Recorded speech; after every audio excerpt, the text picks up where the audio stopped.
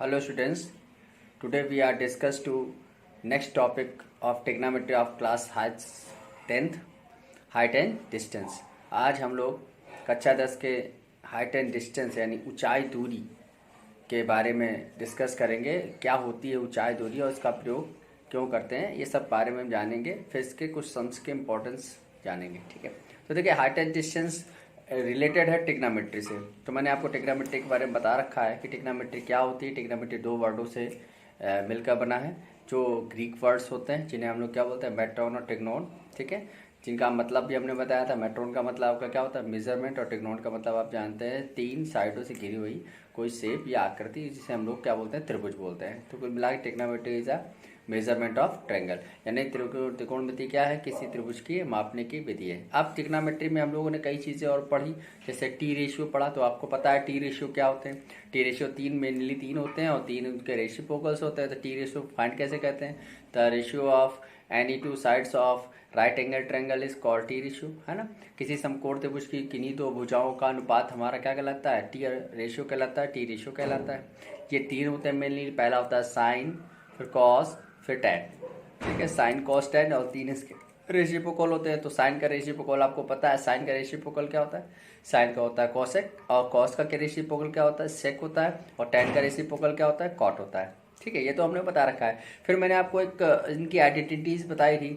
तो आइडेंटिटीज आपको याद होनी चाहिए कि तीन आइडेंटिटीज होते हैं। आइडेंटिटीज को हम लोग हिंदी में बोलते हैं सर्वसमकाएं। त्रिकोणमिति की तीन सर्वसमकाएं होती हैं। पहली क्या आती है, sine square theta plus cos square theta equal to 1। ठीक है, फिर आपके पास sec square theta equal to 1 plus tan square theta. फिर आपके पास cosec square theta equal to 1 plus cot square theta. ये तीन आइडेंटिटीज होती है, आपको रिमाइंड होनी चाहिए।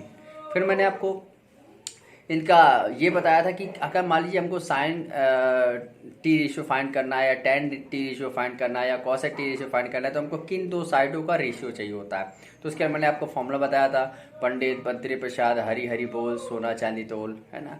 तो ये आपको थोड़ा सा रिकॉल करना होगा, प्रीवियस लेक्चर्स में आपको रिकॉल करना होगा। अब बात यहाँ पे आती है कि ट्रिग्नोमेट्री में ये हाइट एंड डिस्टेंस का यूज़ क्यों करते हैं। तो देखिए ट्रिग्नोमेट्री मेनली हम लोग किस लिए यूज़ करते हैं, ट्रिग्नोमेट्री के द्वारा यानी त्रिकोणमिति के द्वारा हम लोग किसी भी भवन को बनाया जा सकता है।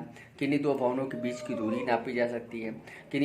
किसी इसके द्वारा हम नदियों के बीच की गहराई नाप सकते हैं। ठीक है, टावर की ऊंचाई या उसकी गहराई नापी जा सकती है। ठीक है, दो भारी वस्तुओं के बीच की दूरी नापी जा सकती है। इन सब चीज़ों के लिए हम लोग ट्रिग्नोमेट्री का प्रयोग करते हैं। अब जैसे कि हमको पता है कि अब हाइट एंड डिस्टेंस बोला है यानी ऊंचाई दूरी बोला है, तो ऐसी दूरियां या ऐसी ऊंचाइयां जिनको हम लोग नाप नहीं सकते, ऐसी दूरियां या ऐसी ऊंचाइयां जिनको हम नाप नहीं सकते, केवल परिकल्पना कर सकते हैं। तो इन परिकल्पनाओं को करने के लिए हम लोग हाइट एंड डिस्टेंस यानी ट्रिग्नोमेट्री की इस परिक्रमा को करने के लिए हाइट एंड डिस्टेंस का हम लोग प्रयोग करते हैं। यानी इमेजिन करते हैं कि ये लमसम इतने डिस्टेंस पर होगा, या लमसम ये आपका डिस्टेंस होगा, या ये एंगल बनेगा। ये सब परिकल्पनाएं हैं। ठीक है, जैसे कि हम लोग किसी डिस्टेंस को नाप नहीं सकते, तो हम लोग हाइट एंड डिस्टेंस की सहायता से उसकी परिकल्पना कर लेते हैं कि ये अगर एंगल ये मेरा टावर इस एंगल से झुका है, तो उसकी बीच की डिस्टेंस क्या होगी, जो मेरा ब्रिथ प्लेस है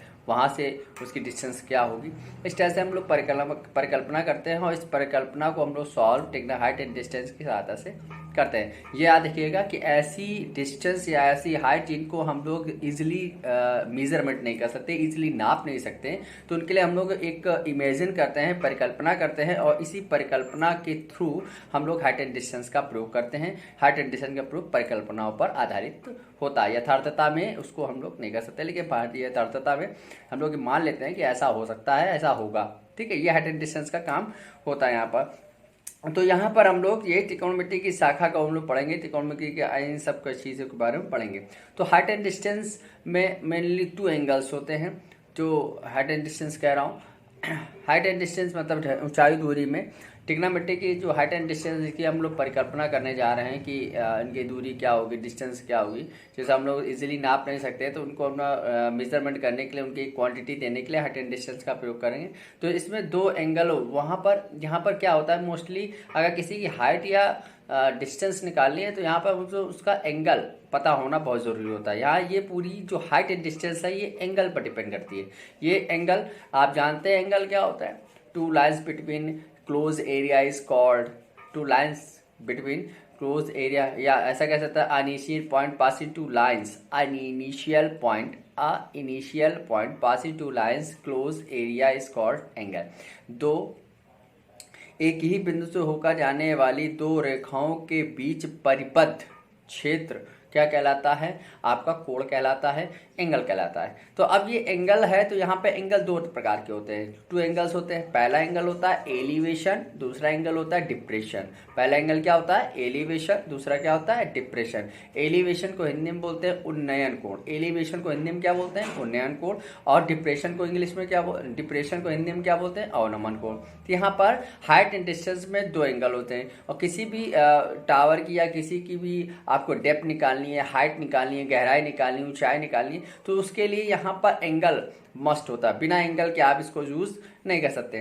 तो आपको यहाँ पर एंगल यूज करना होता है। तो एंगल मैंने बताया कि initial point passing two lines covered area is called angle. किसी एक बिंदु से होकर जाने वाली दो रेखाओं, एक ही बिंदु से होकर जाने वाली दो रेखाओं के बीच परिबद्ध क्षेत्र को हम लोग क्या बोलते हैं? कोण बोलते हैं, ठीक है ना। तो यहाँ पर एंगल टू टाइप से होते हैं, एक होता है एलिवेशन, दूसरा होता है डिप्रेशन।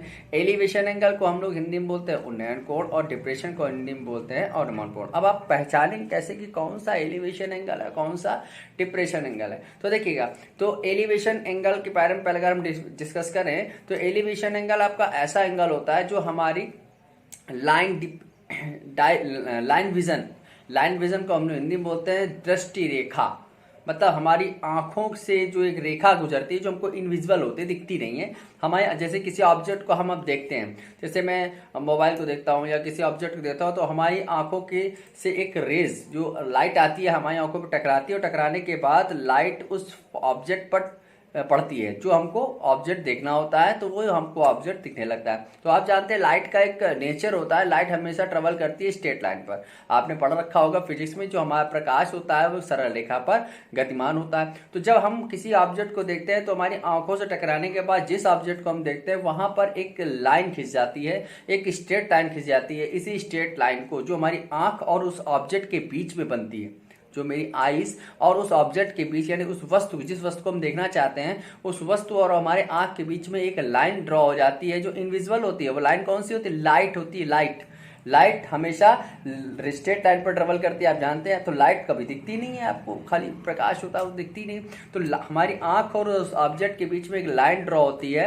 वो लाइन कैसी होती है? स्ट्रेट लाइन होती है, एक सरल रेखा होती है। इसी स्ट्रेट लाइन सरल रेखा को हम लोग क्या बोलते हैं? दृष्टि रेखा, या हिंदी में इसे इंग्लिश में हम लोग बोलते हैं लाइन विजन। क्या बोलते हैं भाई? Line vision. जो मेरी आंख और ऑब्जेक्ट के बीच में जो स्ट्रेट लाइन ड्रॉ होती है, उसे हम लोग लाइन विजन बोलते हैं। इस लाइन विजन को हिंदी में बोलते हैं दृष्टि रेखा। अब बात आती है एलिवेशन एंगल क्या होता है। तो एलिवेशन एंगल क्या होता है कि ऐसे एंगल जो लाइन विजन के ऊपर के ऑब्जेक्ट देखने के काम आते हैं। जैसे हमने लाइन विजन के ऊपर कोई एंगल देखा, यानी हमने फेस को लाइन विजन के ऊपर किया, तो वो जो एंगल बनेगा उसको हम लोग बोलेंगे एलिवेशन एंगल। समझ में नहीं आया होगा कि मान लीजिए कोई ऑब्जेक्ट आप देख रहे हैं, जैसे आपने पेड़ देखा, पेड़ की जड़ देखा, तो आपने जैसे पेड़ को देखा तो पेड़ से हमारी आंख और पेड़ के बीच में एक स्ट्रेट लाइन ड्रा हुई, तो वो हमारी क्या कहलाएगी? Line vision. तो लाइन विजन आपके पास खिंच गई, यानी दृष्टि रेखा आपके पास खिंच गई। अब आपने क्या किया? पेड़ को ऊपर की ओर देखा, उसके लास्ट टॉप को देखा। तो जब आपने टॉप को देखा तो लाइन विजन तो मैं ड्रा हो चुकी है। उस लाइन विजन के जैसे ही आपने ऊपर देखा, तो आपको पेड़ की टॉप और आपकी आंख के बीच में फिर एक लाइन विजन खिंच गई। तो उस लाइन विजन और ये वही लाइन विजन के बीच का जो एंगल होगा, उसे हम लोग क्या बोलेंगे? Elevation angle. ठीक है। सपोज दैट देखिए, ये मेरी आईज है, ये आईज और ये मेरा ट्री है। अब ये ट्री का ये बॉटम है और ये मेरी आईज है, ये मेरी आंख है और ये आंख जो पेड़ है, पेड़ की जड़ है या तना है। तो इसको मैंने जब देखा तो मेरी देखने पर ये लाइन विजन हमारी ड्रा हुई। देखो लाइन विजन ड्रा हुई। लाइन विजन हमेशा स्ट्रेट लाइन होती है, एक लाइट होती है, तो लाइन विजन ड्रा हो गई।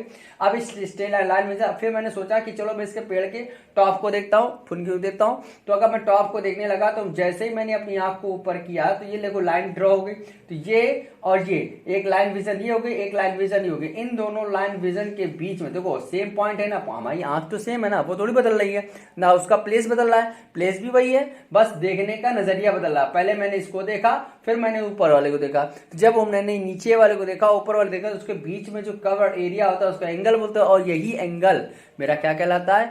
एलिवेशन एंगल कहलाता है। कहने का मतलब If we see the line vision above of the object is called elevation angle। जब मैं दृष्टि रेखा से ऊपर की ओर देखता हूं तो जो कोण बनता है, जब मैं दृष्टि रेखा से ऊपर की ओर देखने पर जो कोण बनता है उसे हम लोग उन्नयन कोण या एलिवेशन एंगल कहते हैं। क्लियर है ना।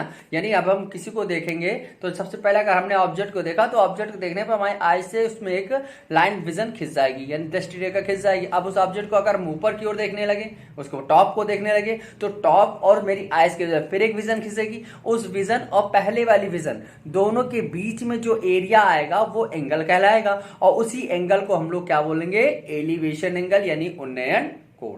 ठीक है। अब आता है डिप्रेशन कोण। डिप्रेशन कोण क्या होता है कि जैसे कि मैंने इस ट्री को देखा और ट्री के बॉटम को देखा, तो मेरे आईज और ट्री के बॉटम के बीच में एक लाइन विजन खींची जिसे हम लोग दृष्टि रेखा कहते हैं। अब इस दृष्टि रेखा से मैं ऊपर की ओर ना देख के उसके नीचे, उसके डेप्थ में देखें, उसकी गहराई पर देखें, तो जो हमारे पास लाइन विजन ड्रॉ होगी उस लाइन विजन और पहले वाले लाइन विजन के बीच का जो एरिया होगा उसको हम लोग एंगल बोलेंगे, और यही एंगल मेरा क्या कहलाएगा, डिप्रेशन एंगल कहलाएगा। कहने का मतलब if we see below of the line vision of any object, if we see below of the line vision of any object is made, the angle is called depression angle। जब हम किसी वस्तु को दृष्टि रेखा से नीचे की ओर देखते हैं, जब हम किसी वस्तु को दृष्टि रेखा से नीचे की ओर देखते हैं तो दृष्टि रेखा और उस वस्तु और आंख के बीच बनी हुई रेखाओं के बीच का जो कोण होता है उसे हम लोग क्या बोलते हैं, अवनमन कोण यानी डिप्रेशन एंगल बोलते हैं। समझ में आया। एलिवेशन एंगल में क्या होता है, लाइन विजन के ऊपर देखना होता है तो जो एंगल बनता है उसको एलिवेशन बोलते हैं। डिप्रेशन में क्या होता है, डिप्रेशन एंगल क्या होता है, जो लाइन विजन होता है उसके नीचे की ओर देखना होता है तो जो एंगल बनता है उसको हम लोग क्या बोलते हैं, डिप्रेशन एंगल बोलते हैं यानी अवनमन कोण बोलते हैं। कुल मिला के बताओ, अगर हम ऊपर की ओर सर को, फेस को, अपनी आईज को ऊपर की ओर देखेंगे तो जो एंगल बनेगा 100% कौन सा एंगल होगा, एलिवेशन होगा। अगर हम आईज को नीचे की ओर झुका दें अपनी आईज को तो जो एंगल बनेगा वो कौन सा होगा, वो आपका डिप्रेशन एंगल होगा, अवनमन कोण होगा। समझ में आया। अब आपको पता समझ में आया कि एंगल क्या होता है, एलिवेशन एंगल क्या होता है, डिप्रेशन एंगल क्या होता है। क्लियर है ना। अब देखिए, अब आपको पता होना चाहिए दोनों में डिफरेंस, मतलब दोनों में रिलेशन क्या होता है, एलिवेशन एंगल और डिप्रेशन एंगल दोनों में डिफरेंस क्या होता है, इक्वेशन क्या होता है। तो याद देखिएगा, the relation between elevation angle and depression angle is, दो संबंध हम बताते हैं उन्नयन कोण और अवनमन कोण के बीच में संबंध। तो उन्नयन कोण और अवनमन कोण में संबंध क्या होता है, दोनों के दोनों एंगल आपस में इक्वल होते हैं। याद रखिएगा कि दोनों के दोनों एंगल आपस में इक्वल होते हैं। क्यों होते हैं, क्योंकि ये दोनों अल्टरनेट होते हैं और अल्टरनेट एंगल आपस में इक्वल होते हैं। ठीक है। तो ये दोनों के दोनों आपस में क्या होते हैं, इक्वल होते हैं। याद रखिएगा कि डिप्रेशन एंगल और एलिवेशन एंगल दोनों आपस में इक्वल होते हैं। ठीक है। कभी कोई आपसे पूछे कि what is the relation between आपका elevation angle and depression angle, तो दोनों बोथ आर इक्वल। आपको सीधे बोलते हैं ना, बोथ आर इक्वल, दोनों इक्वल होते हैं। ठीक है ना। तो याद रखिएगा कि यहाँ पर हाइट एंड डिस्टेंस का प्रयोग हम लोग क्यों करते हैं, हाइट एंड डिस्टेंस का प्रयोग हम लोग इसलिए करते हैं कि ऐसी हाइट्स या ऐसे डिस्टेंस जिनको हम इजिली मेजरमेंट नहीं कर सकते, इजिली नाप नहीं सकते, तो इनको हम लोग नापने के लिए एक परिकल्पना करते हैं। वही परिकल्पना हमारी टिग्नोमेट्री में, यानी टिग्नोमेट्री में हाइट एंड डिस्टेंस के नाम पर आती है, और यानी कि इससे हम हाइट एंड डिस्टेंस के द्वारा ही नाप करते हैं। यानी जिसे हम इम्पॉसिबल चीज़ों को हम लोग हाइट एंड डिस्टेंस के द्वारा ही मेजरमेंट करते हैं, जिसकी डिस्टेंस हम लोग इजिली नाप नहीं सकते। जैसे कोई प्लेन उड़ रहा है एयरप्लेन में, आप इसको अचानक आप कैसे नाप लोगे, तो हम लोग क्या करते हैं कि प्लेन का और अर्थ के बीच की डिस्टेंस अगर हमको गिवन है और जहाँ पे मैं खड़ा हूँ वहाँ से मेरे आइस और प्लेन के बीच का जो लाइन विजन है और जो अर्थ के साथ जो एंगल बन रहा है वो गिवन है, तो हम उसकी डिस्टेंस इजीली नाप सकते हैं। तो ये एक परिकल्पना है कि हमें ये मालूम होना चाहिए कि मेरा जो प्लेन है वो अर्थ से कितनी हाइट पर उड़ रहा है, तो वो डिस्टेंस हमको यानी उसको हाइट पता हो जाएगी। अब मैं जब प्लेन को देखूंगा तो मेरी आंख और प्लेन के बीच में एक विजन बनेगा, एक लाइन विजन बनेगा। वो लाइन विजन कहाँ पे होगा, अर्थ से आएगा। तो अर्थ तो मेरी पहले से एक लाइन है, क्योंकि अर्थ पर तो मैं खड़ा ही हूँ, अर्थ तो पहले से एक लाइन, और मेरी आंख और एरोप्लेन के बीच में एक लाइन खींच गई, तो लाइन ऐसे आई, यानी ऊपर की ओर मैंने देखा, तो ऊपर की ओर देखने पर क्या हुआ, ऊपर की ओर देखने पर ये पता चला कि हम जब ऊपर की ओर फेस करते हैं तो जो एंगल बनता है वो कौन सा एंगल होगा, एलिवेशन एंगल होगा। तो ये तो एलिवेशन एंगल हो गया। अब हमको उसकी हाइट पता है, हमको डिस्टेंस निकालना है, तो हम लोग टिग्नोमेट्री यानी टी रेशियो का प्रयोग करके इसका यूज कर लेंगे। और याद रखिएगा height and distance is always याद रखिएगा, height and distance is always use by right angle triangle. Height and distance हमेशा यानी ऊंचाई दूरी हमेशा समकोण त्रिभुज पर ही अप्लाई होती है। याद रखिएगा, हमेशा कोई भी आउट ट्रायंगल नहीं बनेगा, केवल समकोण त्रिभुज ही बनेगा। ठीक है, इतने बात समझ में गए। Angle, depression angle, elevation angle और रिलेशन, ये सब पता चल गया ना, क्लियर। अब इसके सम आपको नेक्स्ट लेक्चर में बताएंगे। धन्यवाद।